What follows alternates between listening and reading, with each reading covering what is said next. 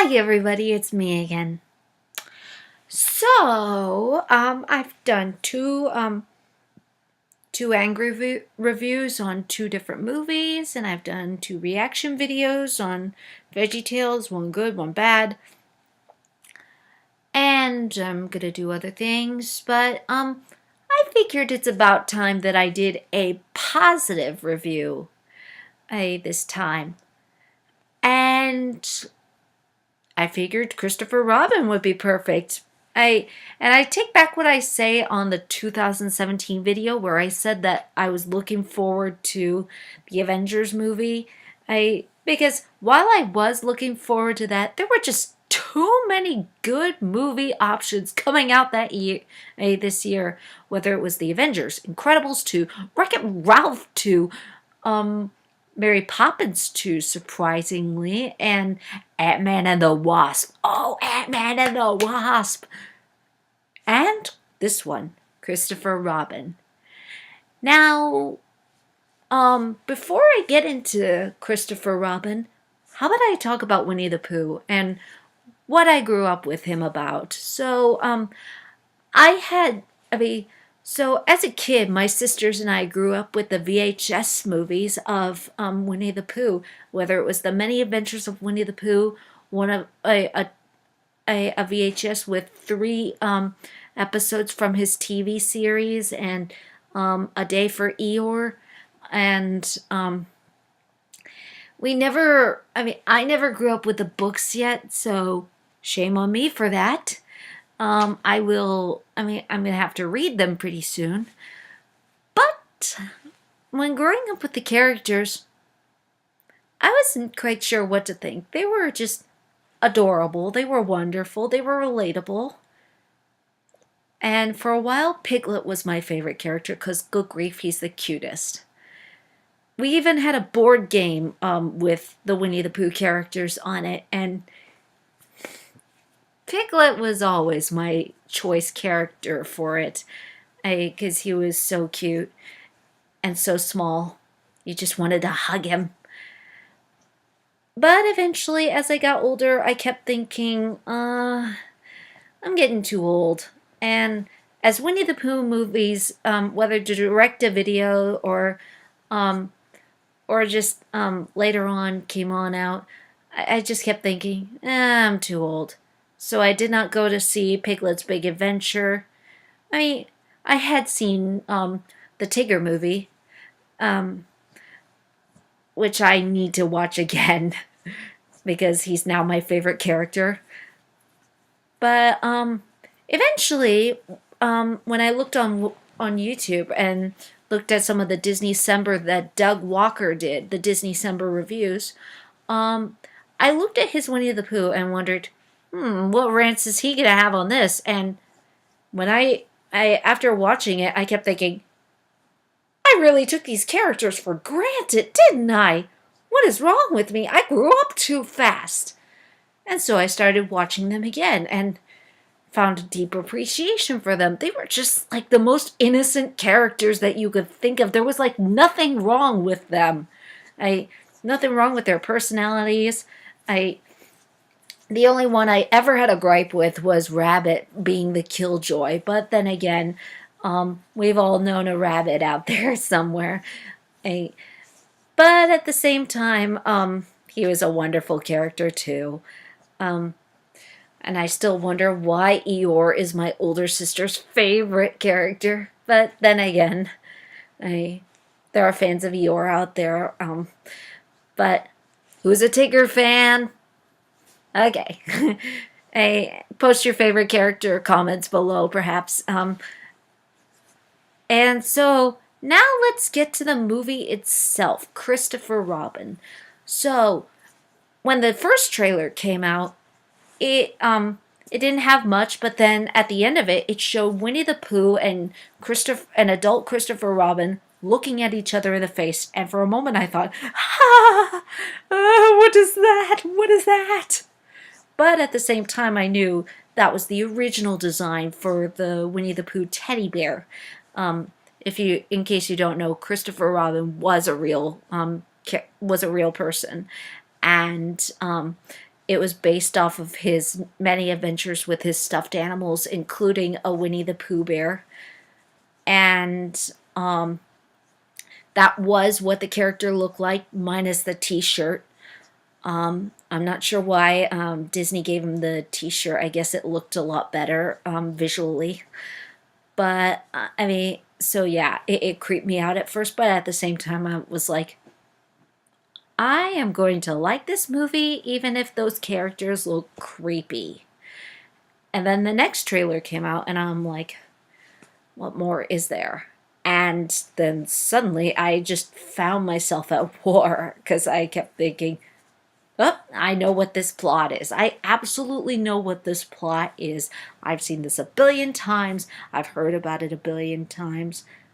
The main character, had a wonderful childhood, but his friends have to come back and help him get his childhood back. And that's up to Winnie the Pooh and friends to do that for him and keep him out of work, which is trying to take him away from his family. I've seen this in Hook. What more are you going to do? And another part of me was going, oh, be quiet and just watch. It's your favorite characters. These are the characters you've loved and grown up with. Why are you hating this? And so, finally, the movie came out.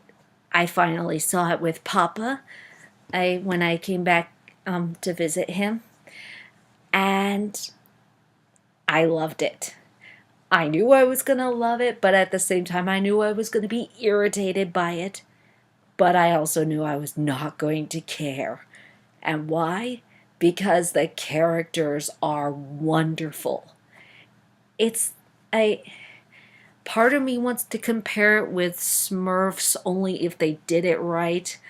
But unlike the Smurfs, these had better writers, and they actually thought this out. And Tigger, Winnie the Pooh, and Piglet were all built for this kind of movie, or any kind. It's like you could just put them in a situation and they would just breathe, and it wouldn't matter. Their innocence just gets a hold of everything, and there's no villain in it, no chosen one, no time travel, no nothing. It's just them interacting with the real world, and that's what I loved about. That's one of the main things I loved about it. Was it cliched? Oh, absolutely. Much like the trailer, I had predicted everything that was going to happen, and that's usually not a good sign. When you could predict what's going to happen on a trailer, when you could predict a punchline, when you could predict a character's motivations, when you could predict an entire plot. But in this case, somehow it turned out okay. This was the kind of cliched where I did not care because it was, I'm going to say that it was nostalgically cliched, much like Hook.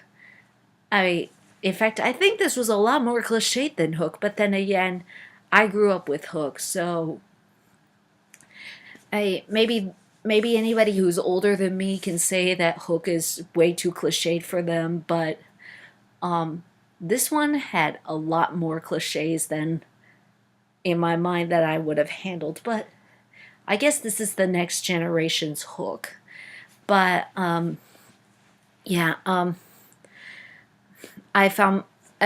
but I didn't care how cliched it was. I didn't care there was somebody trying to keep Christopher Robin at work. I didn't care that he found hanging out with his family most unorthodox, kind of. I didn't care about that. All I wanted to see was Christopher Robin playing with his friends, and it did not disappoint in that. It absolutely did not disappoint in that. It didn't disappoint in many situations. It even starts out with the dialogue from the end of the Many Adventures of Winnie the Pooh, where he and Christopher Robin are on a bridge talking with each other about the future, like what's going to happen to them when they move on, and how they wouldn't forget each other. it picks up on that and just goes right off. This is a this is something I had kind of imagined as a kid. Yeah, as a kid, I wanted to see a Disney movie where a kid character comes back to his fantasy land as a grown up and has to rediscover their childhood. No chosen one, no war, no villain, no nothing. Just them interacting with that world. And I was so happy to get that. This is one of those rare movies where that happens. And I am so grateful for that kind of movie. So what else is good about it? Um well, I thought the voice actors were, well, most of them were really good, or at least two of them. Two of the voice actors were terrific. I thought the one for Piglet and Owl and Rabbit were a little off, or in Rabbit's case, mostly off. But Piglet, tried, but he's no John Fiedler. And well, I didn't expect Brad Garrett to do great as Eeyore, but then again, he's got a deep voice, so I guess I shouldn't be surprised. And of course, Jim Cummings. Jim Cummings did great as Winnie the Pooh and Tigger. I pretty much those roles belong to him right now, even though they originally belonged to Sterling Holloway and Paul Winchell, the ever wonderful Paul Winchell. But great job, guys. I and also Ewan McGregor is a terrific actor, and a lot of people keep making Star Wars jokes, but I keep forgetting that he played Obi-Wan, because all I see in there is Christopher Robin, adult Christopher Robin, with the characters, and that's how it's supposed to be, anyways. I and when Winnie the Pooh and his friends come to the real world, it's actually kind of welcomed. I mean, it's cliched. It's pretty much like Enchanted meets the Smurfs or something like that. But unlike the Smurfs and much like Enchanted, it completely works. I not only I they they have ways of blending in with the real world, kind of, and they don't they don't do it with. I mean, they don't do it with fart jokes. They don't do it with New York jokes. They don't do the bad children's cliches like that. They just stay Winnie the Pooh, Tigger, and so on with all their personalities. It's just the personalities in the real world.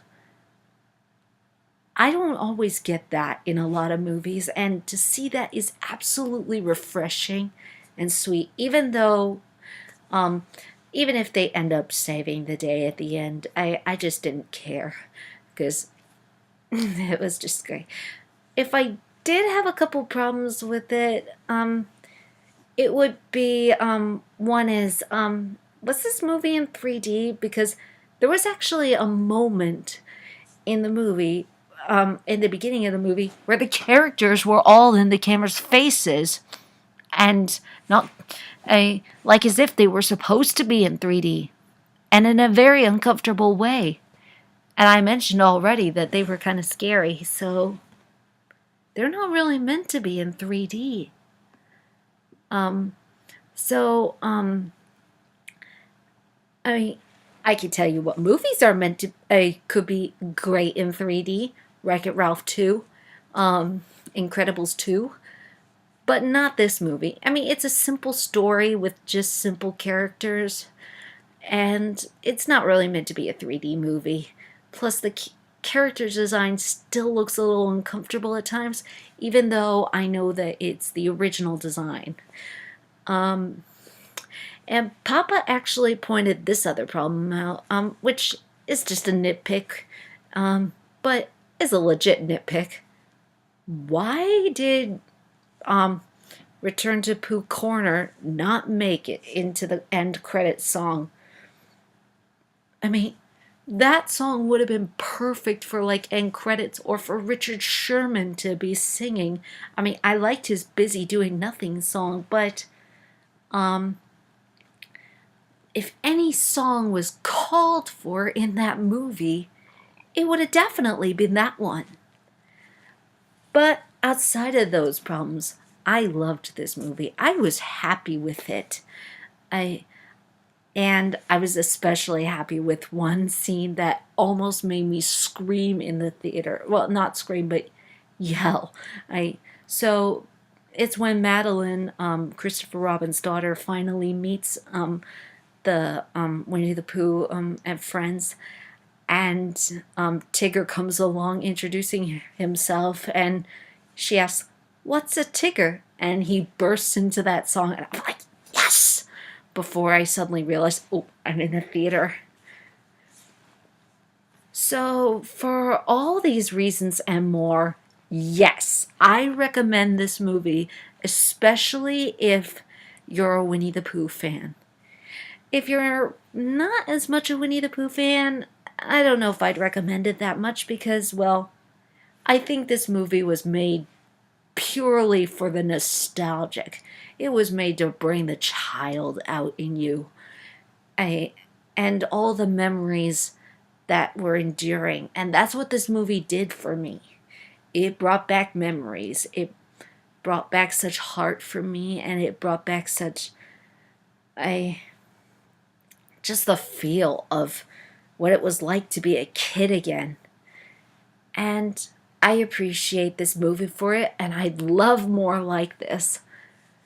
So, what more do I have to say except I keep forgetting what a Tigger is. Oh, I said that. The wonderful thing about Tigers is to get the wonderful strings. Their tops are made out of rubber, their bottoms are made out of strings. They're bouncy, bouncy, bouncy, bouncy, fun, fun, fun, fun, fun. But the most wonderful thing about Tigers is I'm the only one. I'm the only one. So, TTFN. Ta-ta for now.